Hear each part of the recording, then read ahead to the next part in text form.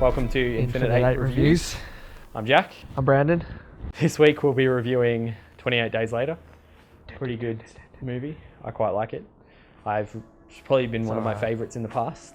I've seen it a fair few times now though, so not quite as fond of it as I used to be. But anyway, I think for me something I really enjoy about it is just the atmosphere, the way they build up the atmosphere with the music, some of the sound effects, and also some of the camera angles that they get. Just some of the wide shots, particularly for me, really build up a nice sort of eerie atmosphere. And Oh, Frank, anyway. Yeah, my all-time favorite is probably the second intro where Jim wakes up out of bed, and then just that massive intense build-up before the entire movie starts and before shit starts hitting the fan. I love that, but then the rest of the movie just is a bit dull after that. I like that scene where, I like when he goes into the church and then he sees the graffiti on the wall. The end is extremely fucking nice. I really like that. And then that reveal of the corpses, and then when he says hello and there's the infected and they're just like, Hello? and they look at him. That's cool. I love the way that they built the tension in that scene. I think they did a good job of I liked how at the start there's this sense of claustrophobia, and when they're in the city it's really kind of tense, and then they once they escape from the city and get out into the countryside, it's a bit, I think some of that tension sort of eases off.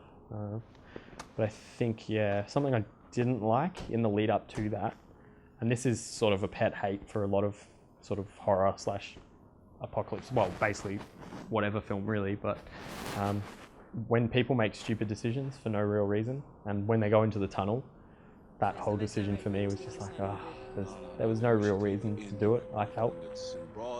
But, as Jim even says, this is a really shit idea, so for me that's something I didn't like. My least favorite thing in general with these types of movies and TV shows is the fact that it'll start off great and then it will go on a different direction, or there just won't be enough of a story. Like it's just the same repetitive stuff. So yeah, it starts off great and then they go to different places, and I prefer this kind of genre to be short and sweet, and then I'm happy. As the general audience, I'm just happy. Yeah. I think something that sort of happens a lot in this type of film is it'll start out with that bit of survival at the beginning. They'll be, the characters will just be trying to survive the zombie apocalypse, basically.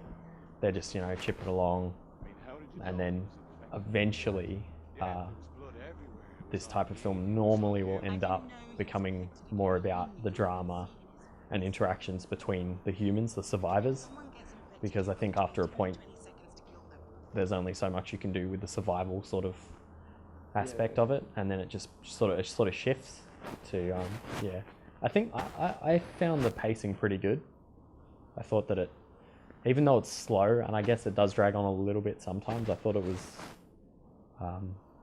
overall, I think that sort of added to the atmosphere in some ways, that it wasn't trying to pack everything in. Gonna rate this 4 out of 8. I'll give it, well, it won't get an infinite 8 out of 8, that's for sure. That's going to be our top mark, top rating, but I think I'll give it, I'm still torn between 6 or 6.5. I like even numbers, so wow. I'll give it 6 out of 8. Yep, 6 out of 8. Nice even number sometimes. Yep. Is good. Final decision, 6 out of 8. I do recommend the film if you haven't seen it. I did like this once. Well, I used to love it a lot when I was younger, but the film is from 2002, so it's kind of... It is getting on in years. It's in age. She's aging. Yep, she's aging. Next week we'll hopefully be reviewing Dead Rising 2. Gonna be fun. More zombie stuff, yes. Thanks for watching, and we'll see you next time. Bye.